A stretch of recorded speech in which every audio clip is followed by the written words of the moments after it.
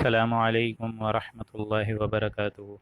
الحمد للہ نحمده ونستعینه ونستغفره ونؤمن به ونتوکل علیہ ونعوذ باللہ من شرور انفسنا ومن سیئات اعمالنا من يهده الله فلا مضل له ومن يضلله فلا هادي له ونشهد ان لا اله الا الله وحده لا شريك له ونشهد ان محمدا عبده ورسوله اما بعد اعوذ باللہ من الشیطان الرجیم بسم اللہ الرحمن الرحیم اذ يقول المنافقون والذین فی قلوبهم مرض غر هؤلاء دینهم ومن يتوکل علی اللہ فإن اللہ عزیز حکیم ولو ترى إذ يتوفى الذين كفروا الملائكة يضربون وجوههم وأدبارهم وذوقوا عذاب الحريق ذلك بما قدمت أيديكم وأن الله ليس بظلام للعبيد رب اشرح لي صدري ويسر لي امري واحلل عقدة من لساني يفقهوا قولي اللهم انك عفو كريم تحب العفو فاعف عنا اللهم لا تدع لنا في مقامنا هذا ذنبا الا غفرته ولا هما الا فرجته ولا كربا الا نفسته ولا ديما الا قضيته ولا مريضا الا شفيته ولا ميتا الا رحمته برحمتك يا عزيز ويا غفار آمين يا رب العالمين۔ سامعین محترم، آج اللہ کا نام لے کے ہم لوگ 7واں رکوع سورہ انفال کا پڑھنے جا رہے ہیں، اور اس سے قبل جو آیات آئیں تھیں وہ عین تصادم کی آئیں تھیں، آرمڈ کانفلکٹ کی ایٹ دی سائٹ آف جنگ بدر، جو کہ جنگ بدر کا معاملہ ہوا ہے کہ یہاں 1000 کی نفری مکہ سے نکلی ہے قریش کے ابو جہل کے لیڈر کے انڈر، اور یہاں پہ حضور اکرم صلی اللہ علیہ وسلم کے صحابی 313 عظیم الشان جنگ لڑنے جا رہے ہیں۔ تو ایک مقام تو یہ ہوا کہ یہ حق اور باطل کے درمیان اسلام کی پہلی جنگ تھی، اور اس کو یوم فرقان اللہ نے بنایا کہ یہ فرق کر دینے والا دن ہے مسلمانوں میں اور کفار میں، کہ آج پتہ چل جائے گا کہ اللہ کی مدد اور اللہ کی تائید اور اللہ کی نصرت کن کے ساتھ ہے۔ اس میں ایک انوکھا معاملہ یہ ہوا کہ جب کفار نکلیں تو وہ گھمنڈ کی کیفیت میں اور غرور اور تکبر کی کیفیت میں کہ ہماری نفری بہت زیادہ ہے، ہم قریش ہیں، ہم 70 بڑے بڑے سردار لے کے نکل رہے ہیں، تو ہمارے اندر ایک بہت تقویت ہے اور ہمیں جو ہے وہ خوف خدا زیادہ ہے، تو آج ہم سارے ان 313 مسلمانوں کو ایک دم مسل کے رکھ دیں گے، کیونکہ اللہ کو تو وہ بھی مانتے تھے، یہاں بھی اللہ کو مانتے تھے اہل ایمان سارے، لیکن وہ لوگ کفار اہل اللہ کے علاوہ دوسرے خداؤں کو بھی یا دوسری دیوی دیوتا اور مشرکین جو رہتے تھے وہاں، تو یہ معاملہ بھی ان کا گڑمٹ سا تھا۔ لیکن یہاں پہ اللہ تعالیٰ کی مدد، فتح، نصرت کس کے ساتھ ہے یہ آج پتہ چل جائے گا، اس لیے اس کو یوم فرقان منایا ہے۔ ایک اور معاملہ اس میں یہ ہوا کہ جہاں ابو جہل یہ معاملات لے کے نکلا ہے اور 1000 کی نفری لے کے نکلا، تو ظاہر بات ہے اس کا اصل ایجنٹ، اصل دوست شیطان تھا۔ وَإِذْ زَيَّنَ لَهُمُ الشَّيْطَانُ، کہ یاد کرو وہ وقت جب شیطان نے ان کی اعمال کو زینت کر کے دکھایا تھا۔ اسی طریقے سے شیطان تو ان کو چھوڑ کے بھاگ گیا ہے ان مقام جنگ پر، کیونکہ اس نے وہ ظاہر بات ہے انی ما لا ترون انی اخاف اللہ، انی ارا ما لا ترون انی اخاف اللہ، یہ الفاظ اس نے بولے تھے جو ہم کل کی آخری آیت میں پڑھ چکے ہیں، آیت نمبر 48 میں، کہ شیطان نے بھی یہی کہا کہ میں تو یہ دیکھ رہا ہوں جو تم نہیں دیکھ رہے، میں وہ چیزیں دیکھ رہا ہوں جو تم نہیں دیکھ رہے، یعنی اس کو نظر آ گئے تھے 1000 کے فرشتے اہل ایمان صحابیوں کے حضور کی مدد کرنے کے لیے نازل ہو رہے ہیں، کیونکہ ظاہر بات ہے یہ ناری مخلوق ہے، وہ نوری مخلوق ہیں، اور ان میں درمیان میں بڑا قرب ہے۔ اب ظاہر بات ہے مدینے میں جو پیچھے منافق لوگ رہ گئے تھے ان کا کیا معاملہ ہے؟ آج کا جو رکوع مبارک شروع ہو رہا ہے یہ بیسیکلی ان لوگوں کے بارے میں ہو رہا ہے کہ یہاں مکہ اور مدینہ کے درمیان کے لوگوں کا تو ایک تصادم ہو رہا ہے، لیکن پیچھے جو لوگ مدینے میں رہ گئے ہیں، یعنی منافق لوگوں نے جو یہ جب دیکھنا شروع ہوئے کہ مدینے میں صرف 313 کی نفری 1000 کے لشکر سے ٹکرانے جا رہی ہے، تو ان کا معاملہ کیا ہوا، ان کی کم ہمتی کا مظاہرہ اللہ تعالیٰ نے کن آیات میں دیکھیں سمجھایا ہے کہ پیٹھ پیچھے جب انسان رہ جاتا ہے تو وہ کیا کرتا ہے، گوسپس کرتا ہے، غیبتیں چغلیاں کرتا ہے کہ دیکھو یہ کن سے ٹکرانے لے کر جا رہے ہیں اپنے آپ کو، معلوم تو یہ ہوتا ہے کہ مت ماری گئی ہے، ان کی قریش سے ٹکر لینے جا رہے ہیں۔ ہم تو پہلے ہی کہتے تھے یہ سفہا ہیں، بیوقوف ہیں، احمق لوگ ہیں معاذ اللہ۔ اب تو معلوم ہوتا ہے سرے سے ہی مت ماری گئی ہے یہ، کہ یہ قریش جیسے بڑے لشکر سے ٹکر لینے جا رہے ہیں۔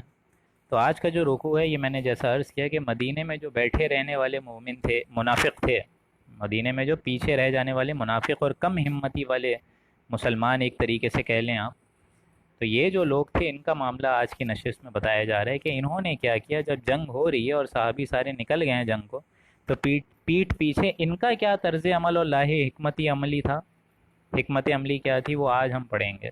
تو ہم لوگ بسم اللہ کرنے جا رہے ہیں۔ اعوذ باللہ من الشیطان الرجیم، یہ 7واں رکوع ہے سورہ انفال کا۔ بسم اللہ الرحمن الرحیم۔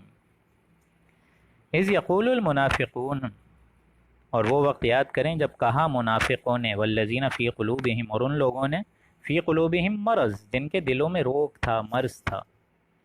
یہ ہم لوگ پڑھ چکے ہیں، انسان کے دل میں پہلے بیماری اٹھتی ہے، جو مرض ہے، غرور، تکبر، گھمنڈ، کم ہمتی، یہ ساری چیزیں ایک ہی چیز کے کئی نام ہیں۔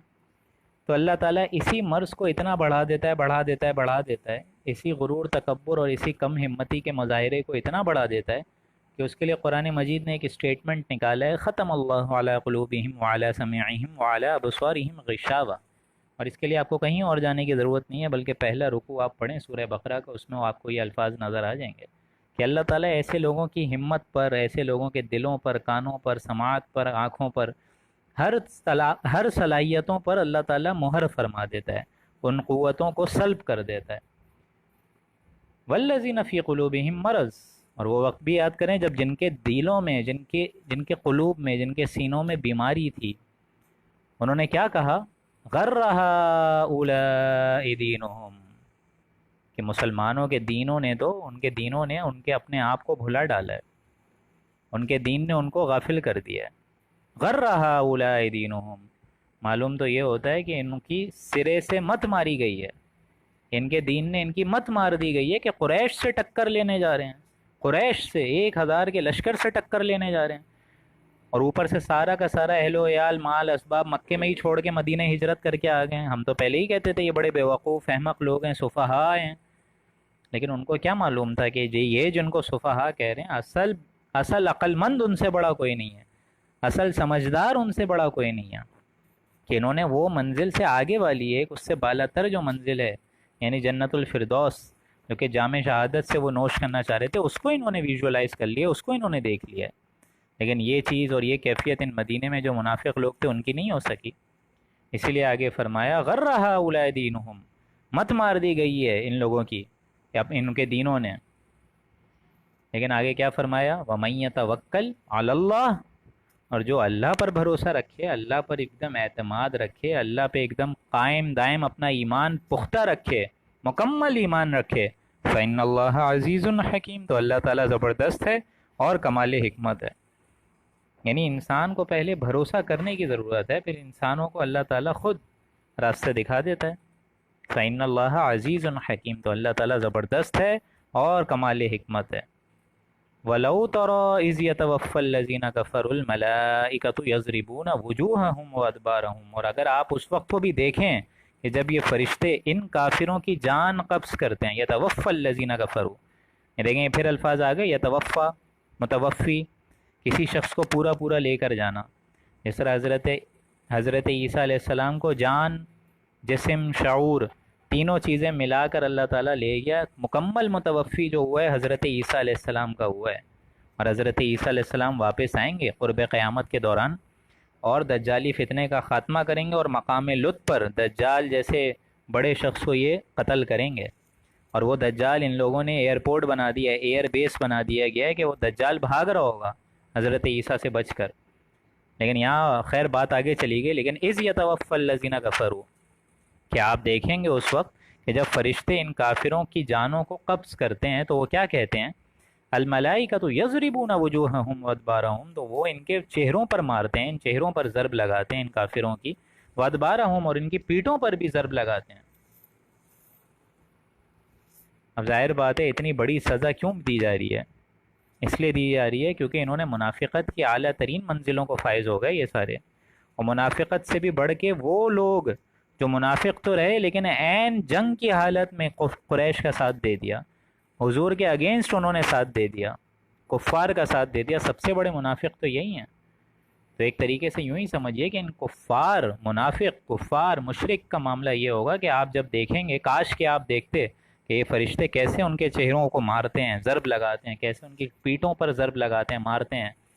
اب کیسی مار ہوتی ہے یہ تو انسان کو نہیں معلوم ہے، یہ تو غیب کا معاملہ ہے، لیکن اصل بات کیا ہے؟ وذوقوا عذاب الحریق، اور وہ یہ کہتے ہیں کہ ابھی آگ کی سزا جھیلنے کے لیے تیار ہو جاؤ، ابھی تو ہماری ماریں پڑ رہی ہیں، آگے جا کے عذاب الہی کا جو مستحق تم بنے ہوئے ہو اس کی سزا تو ابھی اور آنی ہے کھل کے۔ لیکن یہ کیوں ہوا؟ ذالک بما قدمت ایدیکم، یہ اس وجہ سے ہوا کہ اللہ تعالیٰ ان کے کفر کی وجہ سے، ان کے ہاتھوں کے اعمال کی وجہ سے ان کو سزا دے رہا ہے۔ جو انہوں نے کمایا ہے وہی سزا دے رہا ہے، ظاہر بات ہے۔ کسی بھی شخص کو جو بھی سزا دی جا رہی ہے اس کے اعمال کی بنیاد پر دی جا رہی ہے نا۔ اسی لیے فرمایا ذالک بما قدمت ایدیکم، یہ وہ چیزیں ہیں جو تمہارے ہاتھوں نے آگے بھیجی ہیں آج قیامت کے دن۔ وان اللہ لیس بظلام للعبید، اور اللہ تعالیٰ تو ہرگز اپنے بندوں پر ظلم نہیں کرتا۔ یعنی اللہ کی مشیت تو اس سے بہت بالا تر ہے کہ وہ انسانوں پر ظلم کرے، اس کو تو اپنا بندہ، چاہے وہ کافر ہو، چاہے مومن ہو، چاہے مسلمان ہو۔ ہاں یہ الگ بات ہے کہ اللہ تعالیٰ کافروں سے راضی نہیں ہے، لیکن دنیا میں رزق تو کافروں کو بھی مل رہا ہے، مومن کو بھی مل رہا ہے، مسلمان کو بھی مل رہا ہے، ایتھیسٹ کو بھی مل رہا ہے، قادیانیوں کو بھی مل رہا ہے، ہر ایک کو دیا جا رہا ہے۔ لیکن کیا وجہ ہے کہ اللہ تعالیٰ پکڑ نہیں رہا؟ اللہ تعالیٰ نے ایک جزا اور سزا کا ایک دن رکھا ہے، مختص کر کے رکھا ہے، اس دن وہ پکڑے گا۔ اس لیے فرمایا کہ اے میرے بندوں، میں تمہارے اوپر دنیا میں بھی ظلم نہیں کروں گا اور آخرت پہ بھی نہیں کروں گا۔ ایک دم سچ بات ہے یہ۔ دنیا میں بھی اللہ تعالیٰ ظلم نہیں کرتا، انسان خود اس ظلم کا مستحق بنتا ہے، خود اس سزا کا مستحق بنتا ہے تو اللہ تعالیٰ سزا دیتا ہے۔ لیکن اللہ تعالیٰ اگر سیدھے چلو گے تو اللہ تعالیٰ کیوں ظلم کرے گا؟ اور اللہ نے یہی فرمایا کہ قیامت کے دن بھی کوئی ظلم نہیں ہوگا، کہ جو اعمال کر کے لاؤ گے اسی کی بنیاد پہ۔ فَإِنَّ الْجَنَّةَ هِيَ أَبَدًا فَإِنَّ النَّارَ هِيَ أَبَدًا، یا تو جنت جو ہے وہ مستحق ہوگا انسان جنت کا اور وہ ہمیشہ ہمیشہ اس میں رہے گا، لیکن ظاہر بات ہے گندے اعمال کر کے اگر ہمارے پاس آؤ گے تو کہاں جنت ملے گی، کہاں وہ نعم و نواز والی زندگی ملے گی؟ پھر تو جہنم ہی جہنم ہے، کیونکہ اللہ تعالیٰ لیس بظلام للعبید، اللہ تعالیٰ ہرگز اپنے بندوں پر ظلم نہیں کرتا۔ کدأب آل فرعون والذین من قبلہم، جیسا کہ معاملہ ہوا آل فرعون کا اور جو ان سے پہلے تھے۔ آل فرعون سے پہلے کون تھے؟ قوم شعیب تھے۔ قوم شعیب سے پہلے کون تھے؟ سدوم اور عمورہ کی بستیاں تھیں۔ قوم سدوم اور عمورہ کی بستیوں سے پہلے کون تھے؟ قوم سمود تھے۔ قوم سمود سے پہلے کون تھے؟ قوم عاد تھے۔ قوم عاد سے پہلے کون تھے؟ قوم نوح تھی۔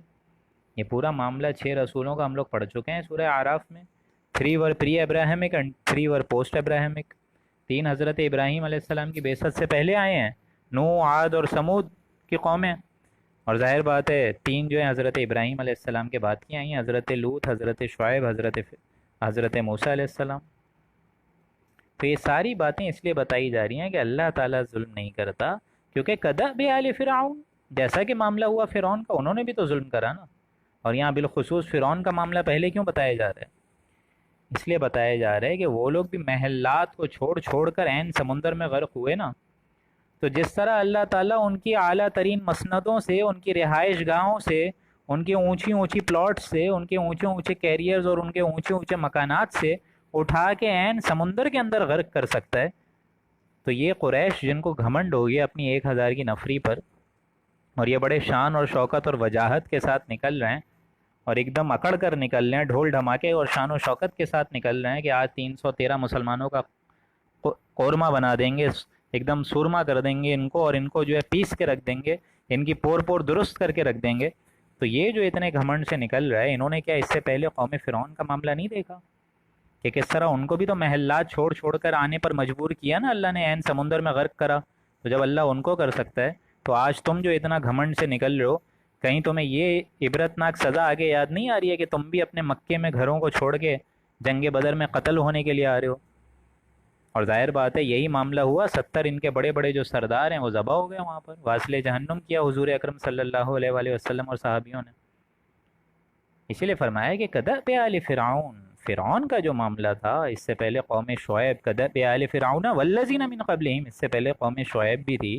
سدوم عمورہ کی بستیوں کو دیکھو کیسا ہم نے الٹ کے رکھ دیا ہے، قوم سمود کو دیکھو، قوم عاد کیسی کیسی پتھر کی بارشیں نازل فرمائی، قوم نوح کو دیکھو کیسا سمندر کے پانی نے غرق کر دیا سب کو.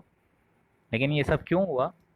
کفروا بآیات اللہ، انہوں نے کفر کیا اللہ کی آیات کا. فاخذہم اللہ بذنوبہم، سو اللہ تعالیٰ نے بھی ان کو پکڑا بڑی سخت پکڑ میں، ان کے گناہوں کی جرم کی پاداش میں.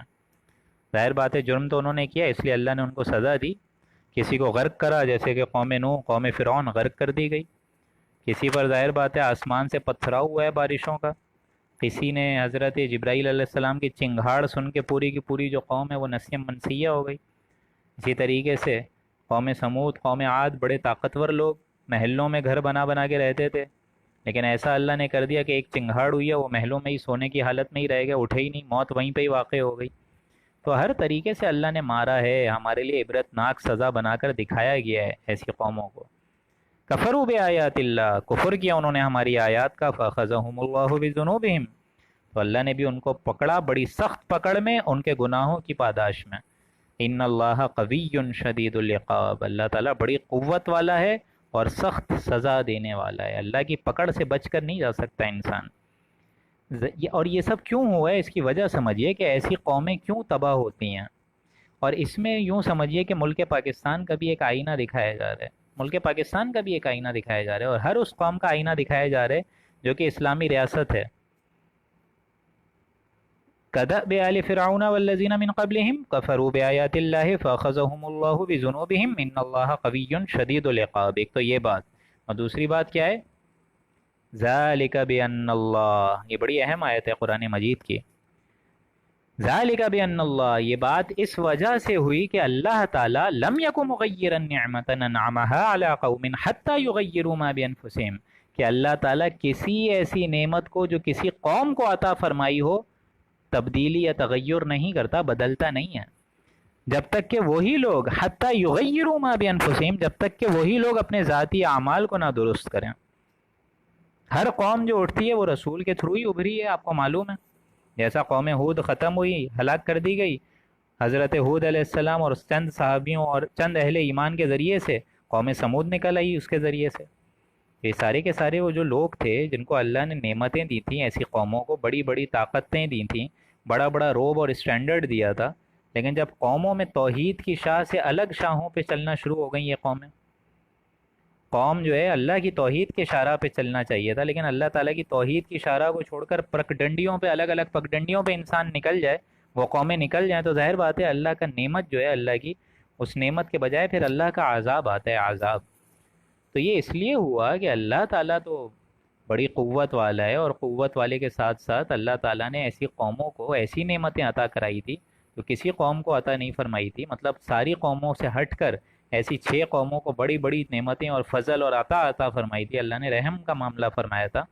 لیکن ایسی کوئی قوم بھی بدلتی نہیں ہے جب تک کہ وہ اپنے اندر چینج نہ لائے، اپنے اندر چینج نہ لائے. اور جس کا ایک بڑا خوبصورت شعر بھی ہے اردو میں کہ خدا نے آج تک اس قوم کی حالت نہیں بدلی، نہ ہو جس کو خیال آپ اپنی حالت کے بدلنے کا. حتی یغیروا ما بانفسہم وان اللہ سمیع علیم، اللہ تعالیٰ بڑے سننے والا ہے اور بڑا جاننے والا ہے. اس کو معلوم ہے کہ کون کون سی قومیں جو ہیں کس قسم کا رویہ اختیار کر کے بیٹھی ہوئی ہیں. آج جو ملک پاکستان میں رشوت خوری اور ظلم اور زنا کے اڈے چل رہے ہیں، آپ یہ نہ سمجھیں کہ معاذ اللہ اللہ غافل ہو گیا. اللہ تعالیٰ نے آگے کیا فرمایا؟ اللہ تعالیٰ سنتا ہے، ان اللہ سمیع، اور علیم بھی ہے، علم رکھتا ہے اللہ تعالیٰ کہ کون کیا حرکتیں کر رہا ہے، کون قومیں کیا کیا حرکتیں کر رہی ہیں، اللہ کو معلوم ہے. تو ظاہر بات ہے قوم کس پہ مشتمل ہے؟ قوم تو افراد پر مشتمل ہے. قوموں کے اپنے اندر کے خیالات بدلتے ہیں تو انقلاب آتا ہے نا، صرف خواہشات سے تھوڑی ہوگا معاملہ. صرف یہ وشفل تھنکنگز اور تلک امانیہم، تمہاری یہ جو امانی ہیں، خیالات ہیں کہ تم کو جنت میں گھر مل جائے گا، اس سے معاملہ تو حل نہیں ہوگا. ظاہر بات ہے قوم افراد پر مشتمل ہوتی ہے، اور افراد کو پہلے صحیح کرنے کی ضرورت ہے. انسانوں کو انسان کے بچے بنانے کی ضرورت ہے. سب سے پہلا تو یہ کام کرنا ہے، سب سے پہلے ان کی اصلاح کرنے کی ضرورت ہے، ان کے اندر قلبی ماہیت بیدار کرنے کی ضرورت ہے. ظاہر بات ہے ان کا باطل اس سے جگمگائے گا، ان کا باطل کا نظریہ انداز تبدیل ہوگا، ان کی سوچ تبدیل ہوگی، ان کے نظریات تبدیل ہوں گے، ان کے خیالات تبدیل ہوں گے، ان کے مقاصد تبدیل ہوں گے، ان کی دلچسپیاں تبدیل ہوں گی، ان کی امنگیں تبدیل ہوں گی، ان کی پرائیورٹیز چینج ہوں گی. یہ ساری چیزیں ہوں گی کہ نہیں؟ اور جب یہ صحیح ہوگا تو یہ مل کر ایک جماعت بن سکتی ہے. اور جب یہ جماعت ایسی ہو جائے کہ پیسیو ریزسٹنس کے باوجود اب ایکٹیو ریزسٹنس کی ضرورت ہے، تو یہی جماعت زور لگائے، معاشرے کو بدلے، پھر آئے گا انقلاب. وہ جبری انقلاب نہیں ہوگا، وہ انقلاب ہوگا قرآن مجید کے ذریعے. کیونکہ سب کے دوران جو ہے یہ سارا انقلاب آ کس سے رہا ہے؟ حضور اکرم صلی اللہ علیہ وآلہ وسلم کا اتنا عظیم الشان انقلاب کس سے آئے؟ وہ جنس نہیں ایمان جسے لے آئے دکان فلسفہ سے، ڈھونڈنے سے ملے گی قاری کو یہ قرآن کے سپاروں سے، یہ یہیں سے آئے گا. قرآن مجید اور حضور کا سب سے بڑا اعلی کار، سب سے بڑا جو آبجیکٹیو نکلا ہے وہ تو یہ قرآن مجید ہی ہے. اور آپ سب کو معلوم ہے کہ جب یہ قرآن کسی کے اندر صراحت کر جاتا ہے، جذب ہو جاتا ہے کسی کے اندر، تو انسان کے اندرونی تبدیلی رونما شروع ہو جاتی ہے، اندرونی تبدیلی رونما ہونا شروع ہو جاتی ہے، جو کہ عالمی سطح تک اصلاح کر سکتی ہے لوگوں کی. اس لیے یہ میں بار بار کہتا ہوں کہ یہ قرآن مجید ایک بہت بہت بہت عظیم نعمت ہے دوستوں. اس کو پلیز پڑھیں، اس کو سمجھیں، اس کو غور کریں. صرف یہ نہ سمجھیں کہ بس ترجمہ مکمل کرنا اور ڈاکٹر شارق کا ترجمہ پڑھا دینا ہی کافی ہے. نہیں نہیں نہیں، قرآن مجید واحد ایسی کتاب ہے کہ اگر آپ اس پر چلنا نہیں شروع کریں گے، اگر اس پر عمل کرنا نہیں شروع کریں گے، اس کی حرام کردہ باتوں سے بچیں گے نہیں، اس کی حلال کردہ باتوں کو اپنائیں گے نہیں، تب تک میں تو کیا لاکھوں کروڑوں انسان بھی درس قرآن دے رہے ہوں، اس سے انسان کو محض علم میں اضافے ہونے کے علاوہ اور کچھ حاصل نہیں ہوتا. یہ اچھے طریقے سے سمجھ لیں. آپ کا ٹھیک ہے علم ہے، اللہ آپ کو ثواب دے دے گا، اللہ تعالیٰ تو بخشنے والا ہے. آپ نے ظاہر بات ہے 1 گھنٹہ نکالا ہے، کچھ لوگ ماشاءاللہ بچوں کو سلا کے یہ درس قرآن سن رہے ہیں، کچھ لوگوں کو کل شاید ہاسپٹل جانا ہو، کل کہیں جانا ہو، اپنی مصروفیات کو چھوڑ کے، اپنی پرائیورٹیز کو چھوڑ کے آپ درس قرآن تو سن رہے ہیں، لیکن اس سے حاصل کیا ہو رہا ہے یہ بھی تو سمجھیے. کیا آپ کی زندگیاں چینج ہو رہی ہیں، تبدیل ہو رہی ہیں، یا صرف یہ جو ہے ایک علمی بحث بن کے رہ گئی ہے، یا یہ ایک ثواب کمانے کا ایک ذریعہ بن کے رہ گیا ہے؟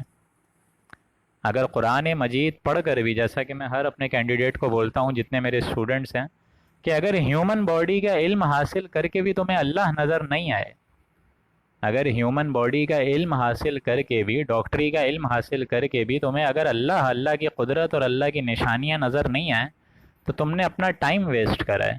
5 سال MBBS میں تم نے پھر اپنا ٹائم ویسٹ کرا ہے. اگر تمہیں اتنا پڑھ کے بھی اللہ نظر نہیں آئے تو کیا فائدہ ایسی تعلیم کا؟ اسی لیے اگر قرآن مجید پڑھ کر بھی سمجھ نہ آئے اور اس میں کوئی دل میں امنگ اور رمق باقی نہ رہے کہ یا اللہ تعالیٰ ہمیں آج کی رات اپنے معاملات کو چینج کر کے صرف اور صرف تیرے دین کی اصلاح کے لیے لگانا ہے، دین کی پھیلاؤ کے لیے لگانا ہے، دین میں جو غلط کانسیپٹس ہیں ان کو دور کرنے کے لیے لگانا ہے، تو آپ دیکھیں پھر کیسی آپ کے اندر تبدیلیاں آئیں گی. اور ایسی تبدیلی آئے گی جو کہ عالمی سطح تک اصلاح کرنے کی حیثیت رکھتی ہے، عالمی سطح تک انسانوں کو چینج کر سکتی ہے یہ قرآن مجید. اور ایک آیت ہی بہت امپورٹنٹ ہوتی ہے قرآن مجید کی. یہ نہیں کہ پورا قرآن مجید آپ کے اندر تبدیلیاں لائے گا، بلکہ آپ کے اندر میرے خیال سے ماشاءاللہ آپ سارے کے سارے اب 10واں پارہ بھی مکمل کر لیں گے. اللہ سے تو مجھے امید ہے کہ 6-7 لسنرز جتنے بھی لوگ سنتے ہیں میری بات، قرآن مجید کی بات، حدیثوں کی بات، مجھے امید ہے اتنے سارے لسنر سے کہ ان کے اندر شاید چینج آ رہا ہو. انشاءاللہ مجھے امید ہے کہ کچھ لوگوں کے اندر، اور یہ میں چاہتا ہوں وہ چینج انقلابی سطح تک پہنچ جائے، وہ چینج جو ہے اجتماعیت کی طور پہ پہنچ جائے، تقویت کی طور پہ پہنچ جائے کہ یہ اللہ کی حدود ہے، ہم اس کو پامال نہیں ہونے دیں گے، یہ اللہ کے احکامات ہیں، ہم اس کو لازماً اپنائیں گے، یہ اللہ کی حرام کردہ شے ہے، ہم ہرگز اس تک نہیں جائیں گے. اگر یہ ایمان ہو جائے، اگر یہ کیفیت اور یہ معاملہ انسان کے اندر صراحت کر جائے، تو کاہے کو اس کو کسی پیر اور بزرگ اور درگاہ پر جانے کی ضرورت ہے؟ پھر تو بن مانگے اللہ دے گا، بن مانگے اللہ دے گا. ذالک بان اللہ لم یک مغیرا نعمتا انعمها، یہ بات اس سبب ہے کہ اللہ تعالیٰ کسی ایسی نعمت کو جو کسی قوم کو عطا فرماتا ہے نہیں بدلتا. انعمها علی قوم حتی یغیروا ما بانفسہم، یہاں تک کہ وہی لوگ اپنے ذاتی عمل کو نہ درست کریں، چینج نہ کریں، تو اللہ تعالیٰ کبھی تبدیلی نہیں لائے گا. یہ تبدیلی کے نعرے لگانے والے بہت لوگ ہیں، لیکن تبدیلی اندر سے آئے گی، اندر سے. آج فیصلہ کرے ہر شخص کہ یہ جو کورونا پینڈیمک آئی ہے یہ میرے گناہوں کی وجہ سے آئی ہے. آج فیصلہ کریں نا آپ لوگ کہ جتنا وبال دنیا پہ چل رہا ہے یہ میری غلط کاموں کی وجہ سے آ رہا ہے. تو دیکھیں کتنا عظیم الشان انقلاب، کسی اور کے اندر آئے یا نہ آئے آپ کی اصلاح ہو گئی. بس بات ختم. کسی اور میں چینج نہیں آئے، لیکن آپ کی اصلاح اللہ کر دے گا، آپ کی بھلائیاں اللہ تعالیٰ لے کر آ جائے گا، نہ صرف اس دنیا میں نہ بلکہ آخرت میں بھی. وَأَنَّ اللَّهَ سَمِيعٌ عَلِيمٌ، اللہ تعالیٰ سنتا ہے اور علم رکھتا ہے. كَدَأْبِ آلِ فرعون، اور دوبارہ فرمایا انہی کی حالت ہوئی فرعون والوں کی بھی، انہوں نے بھی ایسے ہی اپنی قوموں کی تبدیلیوں میں اختیار کیا اپنے آپ کو. مطلب جتنی بڑی اللہ تعالیٰ نے ان کو ذمہ داریاں دی تھی وہ اس کا حق ادا نہیں کر سکے. والذین من قبلہم، اور وہ لوگ بھی جو ان سے پہلے کی حالت میں گزرے ہیں، جیسے میں بتا چکا ہوں، قوم شعیب، قوم مدین، قوم سدوم، عامورہ کی بستیاں، قوم سمود، عاد، نوح، یہ سارے کے سارے ان کی قومیں. کذبوا بآیات ربہم، انہوں نے جھٹلایا ہماری آیات کو، ان کی قوموں نے ہماری آیات کو جھٹلایا. فَأَهْلَكْنَاهُمْ بِذُنُوبِهِمْ، اس پر ہم نے ان کے گناہوں کے سبب ان کو ہلاک کرا. وَأَغْرَقْنَا آلَ فِرْعَوْنَ، اور بالخصوص فرعون کو تو غرق کیا. جیسا فرعون کو غرق کیا ہے ان کے محلات سے نکال کے، تو یہ 1000 کے لشکر کی کیا اہمیت ہے؟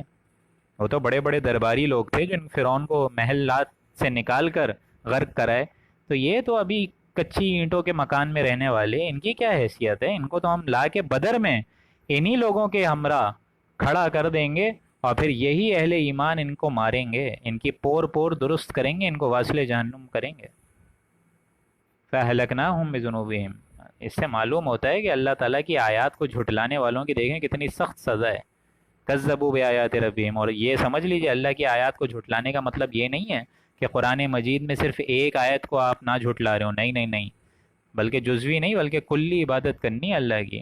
اس طرح حضور فرماتے تھے کہ جس نے قرآن مجید کی حرام کردہ شے کو اپنے لیے حلال سمجھا، اس کا قرآن مجید پر کوئی اعتماد نہیں ہے. تم بولتے رہو تم عبداللہ ہو، تم بولتے رہو تم لوگ جو ہے عبدالسلام ہو، سارے اچھے اچھے نام بولو، لیکن جب اللہ کی آیات کو جھٹلا رہے ہو، اللہ کی حرام کردہ شے کو حلال سمجھا ہوا ہے، چاہے سود خوریاں ہوں، چاہے حرام خوریاں ہوں، چاہے ماں باپ کی جو ہے نافرمانیوں کا ایک معاملہ ہو، چاہے اولاد نافرمانی کرے، چاہے بہنوں کی وراثت کے حق کھا رہے ہو، یہ سارے اللہ کی اللہ کی آیات کا کفر کر رہے ہو، اللہ کی آیات کا، اللہ کی حدودوں کو پامال کر رہے ہو. یہ بغاوت ہے، یہ ظلم ہے، عداوت ہے، یہ ایک بغض ہے ان کے اندر جو بڑھایا جا رہا ہے اللہ کی طرف سے. وَكُلٌّ كَانُوا ظَالِمِينَ، اور وہ سارے کے سارے تھے ہی ظالم. إِنَّ شَرَّ الدَّوَابِّ عِندَ اللَّهِ الَّذِينَ كَفَرُوا فَهُمْ لَا يُؤْمِنُونَ، بلا شبہ یہ جو چوپائے ہیں ان میں بدترین خلائق، بدترین چوپائے اللہ کے نزدیک یہ کافر لوگ ہیں. فَهُمْ لَا يُؤْمِنُونَ، جو کہ ایمان نہیں لائیں گے. یعنی جب آپ کے اندر ایمان نہ ہو، یہ سمجھ لیجئے ہمارے اندر دو وجود صراحت کرتے ہیں. ایک ہمارا یہ سپرفیشل لیئر ہے جس کو کہتے ہیں حیوانی جسم، حیوانی ایک ہمارا یوں سمجھیے کہ ڈائمنشن. اس حیوانی جسم کے کچھ تعلقات ہیں، پیٹ ہے، بھوک لگتی ہے، اس کے لیے انسان کھانا کھاتا ہے.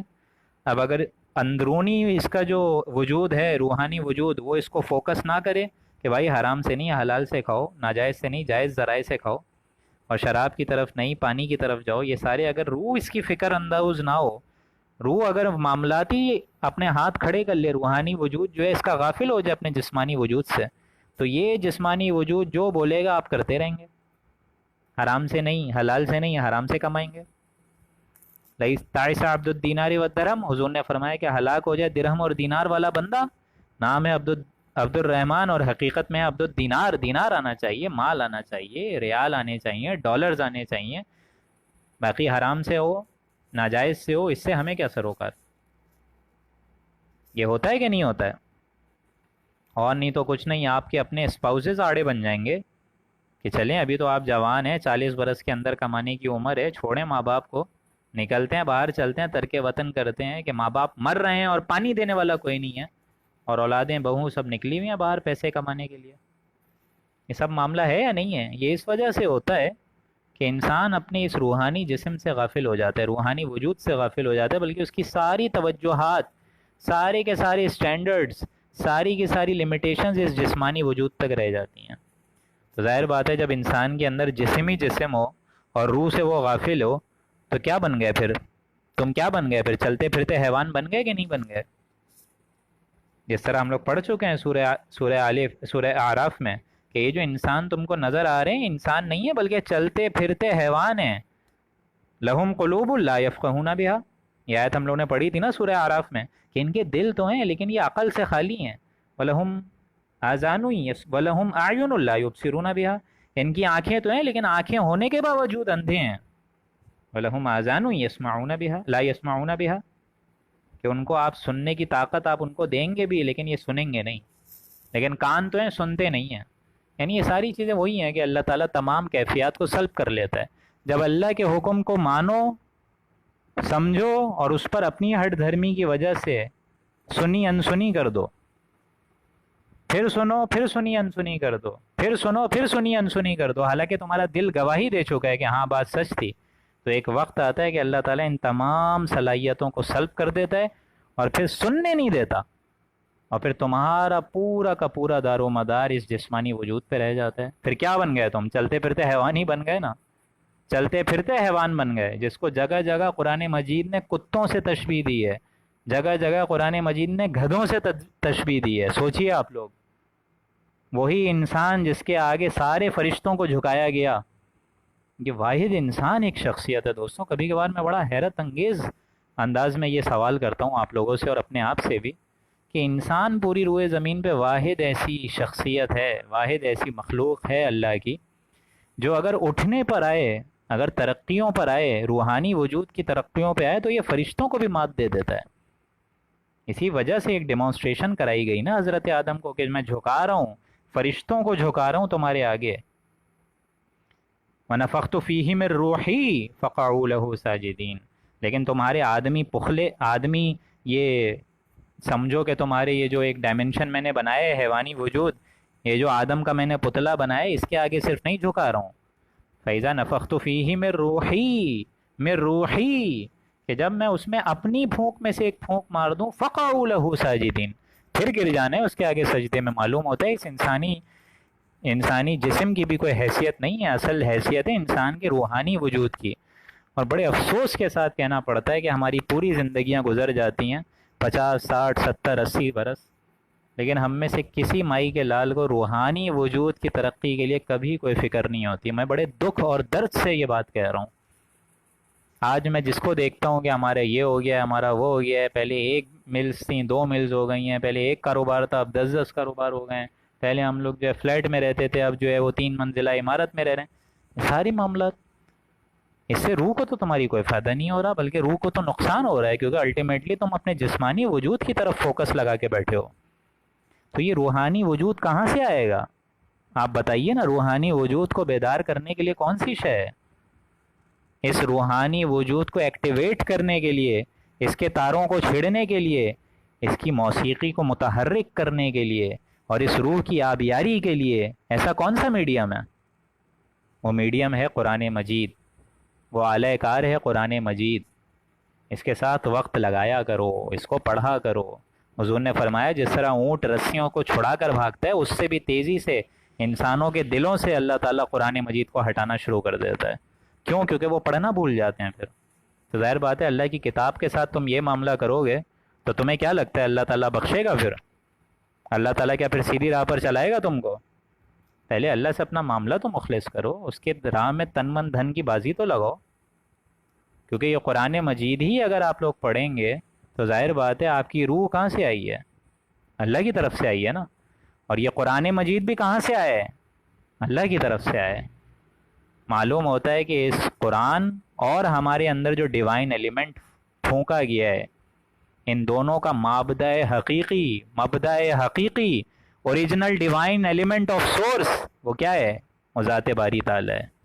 اسی وجہ سے میں اور آپ انیٹمی پڑھیں، فزکس پڑھیں، فزیولوجی پڑھیں، ریڈیولوجی پڑھیں، وہ میں شرطاً بتا سکتا ہوں آپ کو، گارنٹیڈ بتا سکتا ہوں، وہ مزہ کبھی آئے گا ہی نہیں جو قرآن مجید میں آتا ہے. اور یہی وجہ ہے کہ حضور نے فرمایا انسان کو کبھی اس سے تھکان محسوس نہیں ہوگی. آدھا گھنٹہ کیا چاہے 24 گھنٹہ پڑھتے رہے قرآن مجید، کبھی تھکاوٹ محسوس نہیں ہوگی، کبھی اس سے تھکان ہو ہی نہیں سکتی کسی عالم کو. اور یہی وجہ ہے میں سمجھتا ہوں کہ ہم لوگ نے جو درس قرآن اللہ کے حکم سے دیے، قرآن مجید کے درس قرآن کے جو سیشن ہم لوگ نے رمضان میں لیے کہ 20-21 دنوں میں اللہ ہی نے جو ہمیں پورے 30 پارے کرا دیے، یہ کسی معجزے سے کم نہیں ہے، کسی معجزے سے کم نہیں ہے کہ ہم لوگ ایک رکوع میں آدھا پون گھنٹہ لگاتے ہیں. اللہ تعالیٰ نے 30 پارے تقریباً 6,667 آیات کروا دینا یہ 20 دنوں میں، یہ اللہ کا معجزہ تھا جو کہ میں سمجھتا ہوں۔ ان شر الدواب عند اللہ، بلا شبہ بدترین خلائق چوپایوں میں سے اللہ کے نافر ہیں، ایمان نہیں لائیں گے، کیونکہ اب ان کو جسمانی وجود پہ ہی سارا فوکس ہے۔ ان شر الدواب عند اللہ الذین کفروا فہم لا یؤمنون۔ اب آگے جو آیات آ رہی ہیں، 2 آیات رہ گئی ہیں، وہ ایک نقشہ اور اشارہ کھڑایا جا رہا ہے، ایک اشارہ دکھایا جا رہا ہے یہودیوں کی طرف، کہ جب حضور صلی اللہ علیہ وآلہ وسلم مدینے میں تشریف لائے ہیں تو باقاعدہ جو رائٹرز گزرے ہیں ماضی میں، انہوں نے باقاعدہ یہ اسٹیٹمنٹ لکھی ہے کہ سیاست کو سمجھنا اور اسٹیٹسمین شپ کا اعلیٰ ترین مظاہرہ صرف ایک نبی نے سمجھا ہے، اور وہ نبی کون ہے؟ جناب محمد الرسول اللہ، کہ انہوں نے سیاست کو سمجھ کر ایک بہت بڑا کارنامہ انجام دیا ہے۔ کیونکہ آپ نے سب سے پہلے مدینے میں جا کے کیا کیا تھا کہ یہودی اور نصارہ کو معاہدے میں جکڑ لیا تھا۔ اب اوپر تو معاہدہ ہے، ظاہر بات ہے سارے معاہدہ ہے کہ بھائی مدینے میں جب حملہ ہوگا تو یہود، نصارہ، مسلمان تینوں مل کر اس مدینے کا دفاع کریں گے، دفاع مدینہ۔ لیکن ظاہر بات ہے اوپر تو معاہدہ ہے، لیکن آپسی میں یہود نصارہ کے تو جھگڑے چل رہے ہیں، اور ظاہر بات ہے ان کے آپس میں بھی جھگڑے چل رہے ہیں، ان کے اہل ایمان صحابیوں سے بھی جھگڑے چل رہے ہوں گے۔ تو اندر تو یہ پیغامات جو بھیج رہے ہوتے تھے کفار کو کہ آپ آتے کیوں نہیں ہیں، حملہ کیوں نہیں کرتے ہیں، ہم آپ کو سپورٹ کریں گے، ہم قریش کا ساتھ دے کے ان مسلمانوں کو سپورٹ کریں گے، یہ اچھے خاصے مکے میں تھے، یہ ہماری سرزمین میں کیوں آ گئے ہیں، اور شریعت تو جو ہے حضرت موسیٰ علیہ السلام کی ہی اچھی ہے، یہ جناب محمد الرسول اللہ کہاں سے آ گئے صلی اللہ علیہ وآلہ وسلم۔ یہ یہودی نصارہ ہی بولتے تھے سارے کے سارے۔